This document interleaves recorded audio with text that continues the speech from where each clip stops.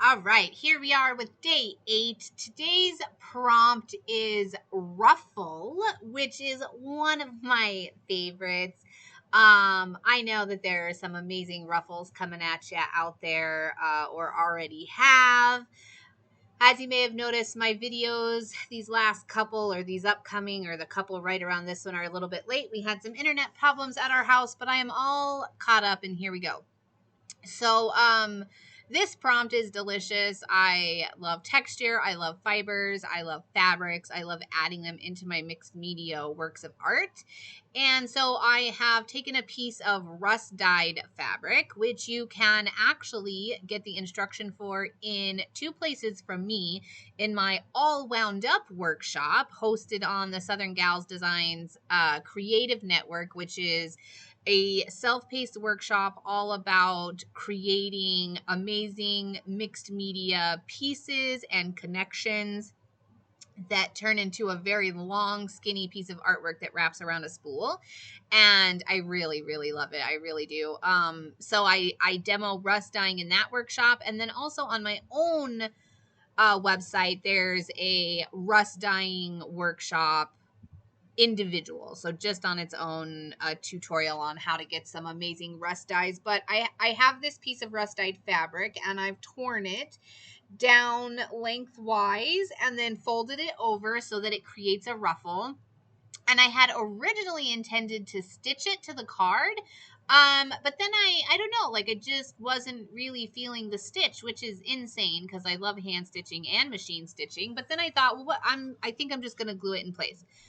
So I put down some Fabrifix. I really love it. And then I folded over where I have my ruffle almost done completely. And then I'm coming back in towards that top and deciding exactly how to finish that off. And I end up ruffling all the way to the top, which is really, really, really lovely, really luscious. I'm such a fan of ruffles. And you can do paper ruffles, tissue ruffles, fabric ruffles.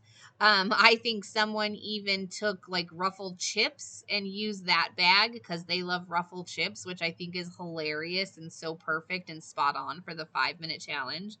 Because it's all about showing up and doing you and being yourself. And she loves ruffles. Like, it makes so much sense to me. I love it. So whatever comes to your mind when it comes to ruffles, maybe there's a beautiful lace ruffle you can repurpose from a dress or whatever. Just any type of ruffle is going to work. And then I thought this would also be a great place for me to say, it doesn't have to be the word that you take from the prompt either. The tabs, you can take the textures that are on the tabs. You can take the colors that are on the tabs. Maybe ruffle doesn't do it for you at all, which would, be absolutely fine if that were the case. But I ended up securing my ruffle at the very top with one of the staples from the Tim Holtz Tiny Attacher. And then I used some glue to reinforce that top so that it stayed a ruffle. And I noticed that some of the ruffles in the middle were coming a little bit loose. So I just took some of that Fabrifix and plopped it on in there. A little amount. It doesn't have to be a lot, especially with Fabrifix and fabric, because it bonds really well. So I just put a little dab in there and pushed the ruffle down, and it glued in place, and it'll be good to go. So here's my tab, which works really well. Again, the background for my pages in my book are jelly prints that I have from the Gelli Arts. Not Gelli Arts. I use a Gelli Arts jelly printing plate, but from the Gelli Printing Ugly Art Club play date that we had. So it's already got this, like the tab is ruffles and mustard yellow, and then my piece has this like mustard yellow with a hint of green on it, which lent itself really well. And then I got out my Stabilo Marxall and I dipped it in water so that it pre-activated the Stabilo, and I made some funky little dash marks in the background to add a little more texture. And then I didn't love all of their placement together. I loved the top left and the bottom right. So I took what was left of that rust dyed fabric and wiped away those marks that were at the top and a couple that were at the bottom.